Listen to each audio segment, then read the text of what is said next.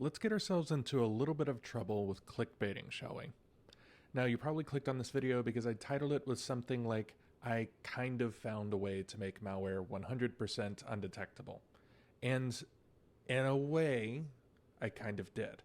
If you look at this tweet that I made today, or I guess yesterday at the time that this video was posted, said, do not blindly trust VirusTotal as a source of truth. In less than 7 days, I built a crypter in Rust with very little effort that reduces detections on a publicly known CryptoLocker sample from 56 detections to 0. There's not really any encryption involved.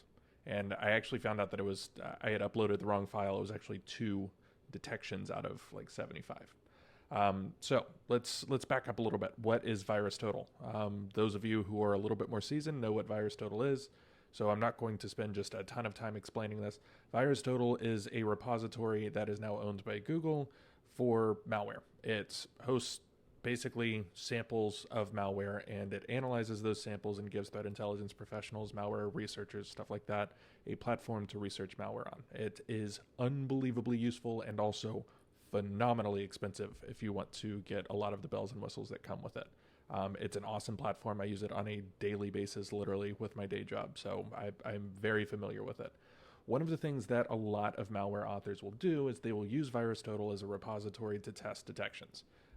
That's not a great idea because if you test your detections on your malware on VirusTotal, then that malware is now available to everybody else who has VirusTotal, and to include like security researchers and stuff like that. So it's not a great way to do it, but you can see, like, I'll actually show you the VirusTotal proper right here.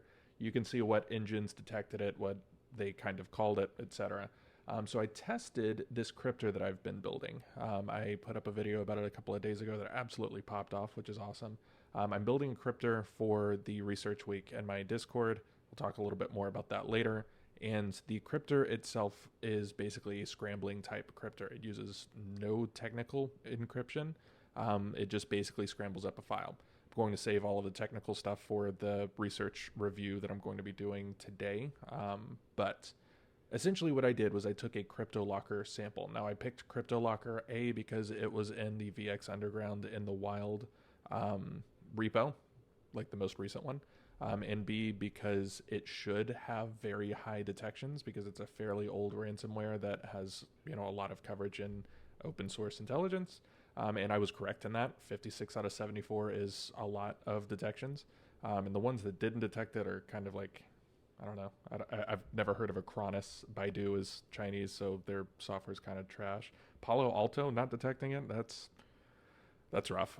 Anyways, so this is a CryptoLocker sample.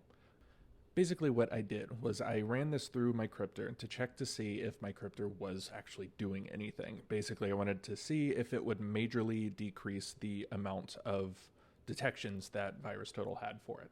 And as you could see in the tweet that I put up, and as you can see here, it did. It reduced it from 56 or 55 down to 2 out of 75. So this is what you want to see as a crypto developer. You want to see a lower detection rate. Now, here is why that doesn't tell the full story. The reason why it doesn't tell the full story is if you actually go to test this, like on an actual platform.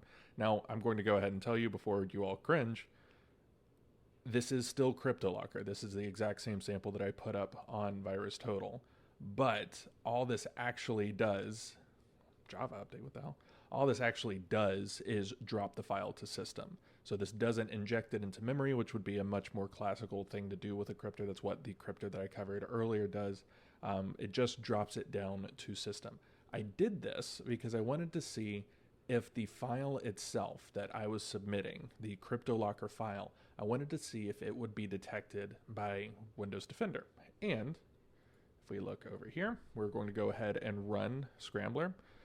This is basically the crypted version of CryptoLocker that's going to drop it down to file. If we run this, it ran successfully. We can see it dropped runit.exe, and that is the actual CryptoLocker sample itself. And you saw the notifications that we got from Windows Defender. It was not very happy, and it went ahead and deleted the sample itself. That is gone. So, what can we learn here? Well, what we can learn is that VirusTotal metrics are not exactly the best when you're trying to determine whether or not a crypter works. They're not exactly the best to determine whether or not a sample is malicious or not.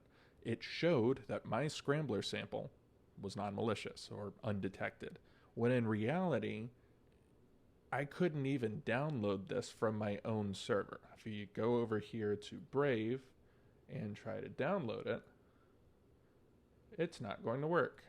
Watch it not work. Insecure download blocked. So Brave stopped it. I tried to keep it, and it just straight up said, hell no, we're not letting you do that. So I had to use curl in order to download this, essentially. The browser just completely stopped me from doing this. So this is the opposite of fully undetected.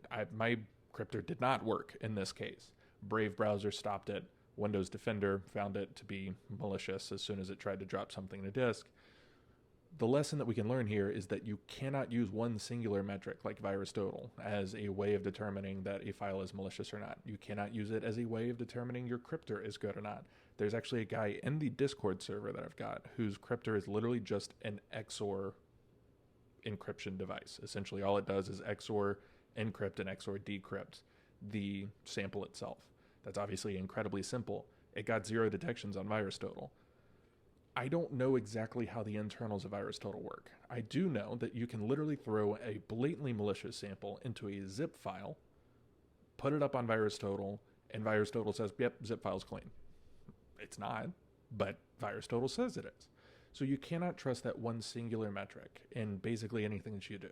VirusTotal is a good way to say, is this a blatantly malicious sample? But it's not a great way to determine when things really, really matter. It's not a great way to determine whether or not you've created a good crypter, whether you've created a piece of malware that's fully undetected, etc. You cannot depend on that solely because, as you can see, Windows Defender caught it, the Brave browser caught it. I'm assuming Chrome, Firefox, all of the other major browsers will catch it. That's just kind of how it is. So I'm going to wait for all of the angry comments saying that I clickbaited, because anything that I do that is even a little bit hyperbolic, people get very, very angry about. I did not mean to be hyperbolic in order to be clickbaity. I meant to be hyperbolic in order to say, in a way, if you only follow one specific metric, I created a fully undetectable malware. A lot of underground actors, like bad guys, quote unquote, advertise their crypters or advertise their malware as being fully undetected when the only thing that they did was test it on VirusTotal. It's complete trash. I don't really mind them ripping off other people, but when you try to use VirusTotal as a major metric, the detection rate on VirusTotal is a major metric, you're really going to screw up here, just like I did, quote unquote, and using that clickbaity title. That's about it. Do some malware research, join the Discord, take it easy. Peace.